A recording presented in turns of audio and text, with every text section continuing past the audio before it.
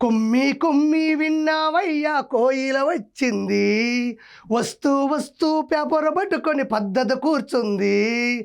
ఏమయ్యా సీనయ్యా సీటు సిరిగిందా, ఏమయ్యా పొనవేలు కేసే దొబ్బేసిందా. ఓకేలే, ఇవన్నీ పట్టించుకోవద్దు, ఏదో పాట పాడాలనిపించింది, నన్ను క్షమించండి. ఇక్కడ పరిస్థితి ఏంటంటే కొమ్మినేని శ్రీనివాసరావుని అరెస్ట్ చేసిన తర్వాత కలుగులో ఉండేటువంటి ఆర్కే రోజా బయటకు వచ్చింది. మంచిగా వెనక ఫ్లెక్సీ పెట్టుకుంది, ముందర మైక్ పెట్టుకుంది, ఈడ మైండ్ పెట్టుకుంది. అసలు ఏం మాట్లాడుతుందో ఒకసారి విందాం. ఇక్కడ ఆర్కే రోజా చెప్తా ఉంది, కొమ్మినేని శ్రీనివాసరావు గారిని చూస్తే చేతులు ఎత్తి నమస్కరించాలి అనిపిస్తుందని చెప్తుంది. ఆవిడ చెప్పింది నిజమే. ఎందుకంటే ఉగ్రవాదాన్ని ఎలా తొక్కివేయాలి, ప్రజల సమస్యల మీద ఎలా పోరాటం చేయాలి, పేదరికాన్ని ఎలా జయించాలి, న్యాయవాదాన్ని ఎలా నిలబెట్టాలని ప్రతి క్షణం ఆయన సాక్షి డిబేట్లో కూర్చొని మనస్సాక్షిగా వాదిస్తూ ఉంటాడు. కాబట్టి అతనికి రెండు చేతులెత్తి నమస్కరించాలి. ఏమైనా ఆర్కే రోజా, నీకు మైండ్ నుండి మాట్లాడుతూ ఉండవా? అమరావతి రాజధానిలో ఉండేటువంటి మహిళలని వేశ్యలుగా చిత్రీకరించినప్పుడు మురిసిపోయి నవ్వినటువంటి కొమ్మినేని శ్రీనివాసరావుని పట్టుకొని ఆయన చూస్తే చేతులెత్తి నమస్కరించాలనిపిస్తుందా? ఒక వ్యక్తి ఏదో ఒక సర్వేని అడ్డు పెట్టుకొని అమరావతి మహిళల మీద రుద్దుతూ అమరావతి రాజధాని చుట్టుపక్కల ఉన్నందరూ వేశ్యలని చెప్పినప్పుడు ఊగుడుతూ ఊగిపోయినటువంటి కొమ్మినేని శ్రీనివాసరావుని చూస్తే నీకు చేతులెత్తి నమస్కరించాలనిపిస్తుందా?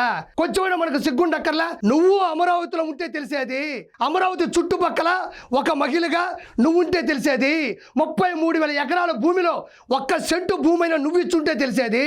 ఈ రోజు సాటి మహిళల్ని ఆ విధంగా హీనంగా చూస్తూ దుర్భాషలాడుతూ వ్యక్తిగత హరణం చేస్తూ క్యారెక్టర్ అసాసినేట్ చేస్తుంటే నీకు ఈ రోజు సంతోషంగా ఉందా? ఆ లైవ్ లో చూసిన వాళ్ళు, ఆ డిబేట్ చూసిన వాళ్ళు ప్రతి ఒక్కరూ కోపడుతున్నారు, ప్రతి ఒక్కరూ ఊగిపోతా ఉన్నారు. మన కొంచెమైనా బుద్ధి ఉండాలి. 70 ఏళ్ల వయసులో ఆయన మీద ఎస్సీ ఎస్టీ తప్పుడు కేసు పెట్టి ఈ రోజు హైదరాబాద్ నుంచి ఎలా మీరు తీసుకొచ్చారో ఇక్కడ ఆర్కే రోజా చెప్తుంది.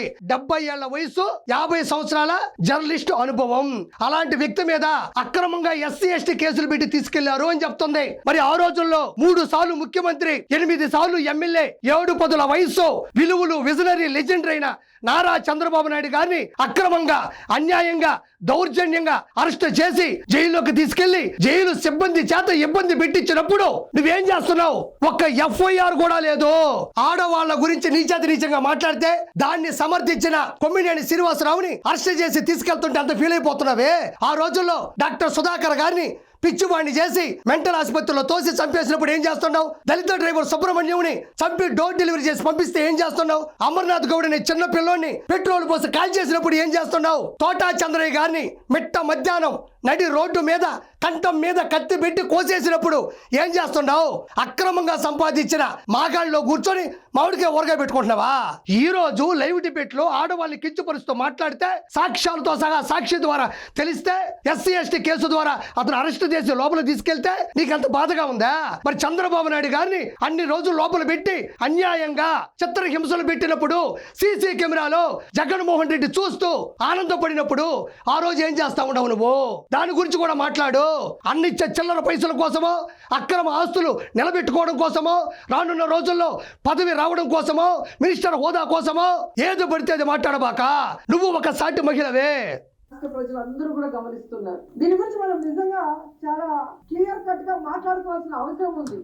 క్లియర్ కట్ గా మాట్లాడుకోవాల్సిన అవసరం ఉందంట.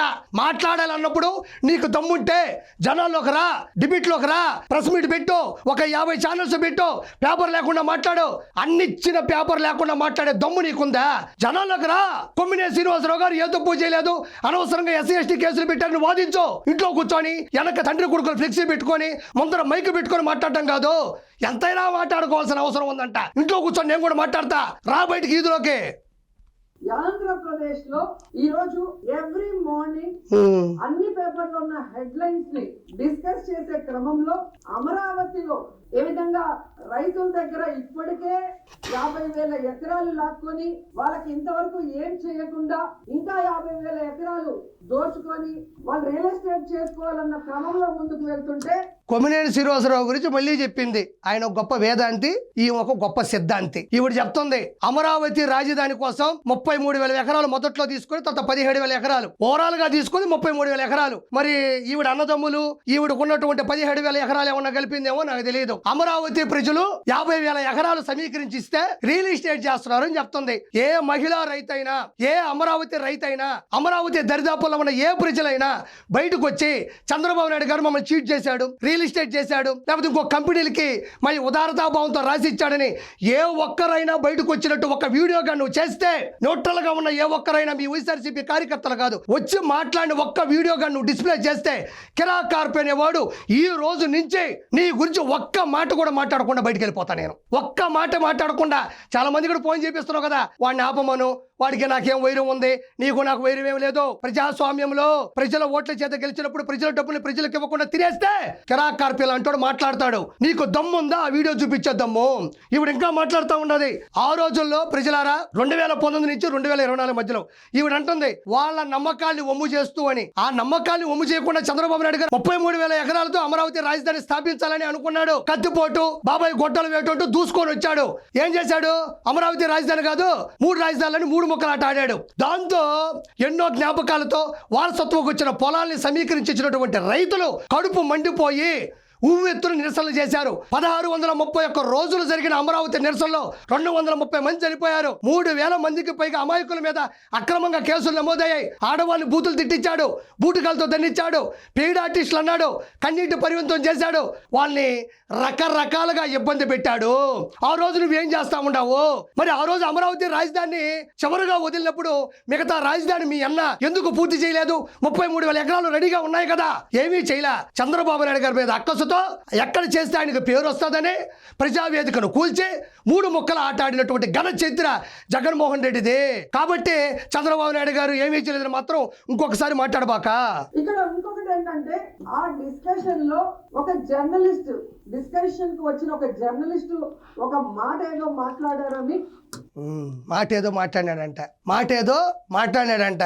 అది మామూలు మాట, అది చిన్న చితక మాట. దేవతల రాజధానిని వేసల రాజధానిగా, అమరావతి రాజధాని చుట్టూ వేసులున్నారనేది ఈవిడికి చాలా చిన్న మాట అనుకుంటా. అది చాలా చిన్న మాట. ఒక మహిళగా ఉండి వేరే మహిళల్ని కించపరుస్తూ మాట్లాడితే, అది లైవ్ డిబేట్ లో సాక్షి ద్వారా కనబడితే, సొంత ఛానల్లో జర్నలిస్ట్ ముసుగులో ఇద్దరు మాట్లాడితే, దాన్ని సాక్షి యాజమాన్యరాలు భారతిరెడ్డి గారు దాన్ని టెలికాస్ట్ చేస్తే అది అక్రమంగా కేసులు పెట్టారంటుంది, అది తప్పు లేదంటుంది.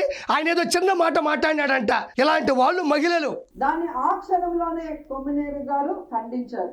కొమ్మినేని శ్రీనివాసరావు ఖండించలేదు. నువ్వు చూసావు, మళ్ళీ ఎందుకు యాక్టింగ్ చేస్తావు? ఆయనకి ఒక పేపర్ వచ్చింది, అదే చేశాడు.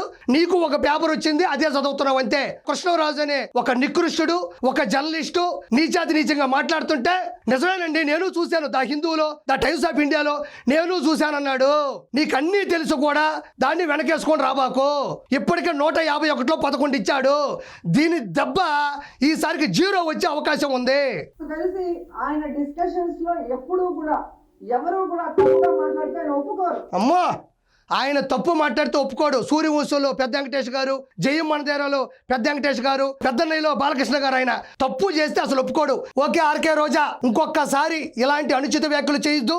నువ్వు ఒక ఆడపడుచువే, నువ్వు ఒక మహిళవే, సాక్ష్యాలతో కూడినటువంటి వాగ్వివాదం జరుగుతుంది కాబట్టి కూర్చో.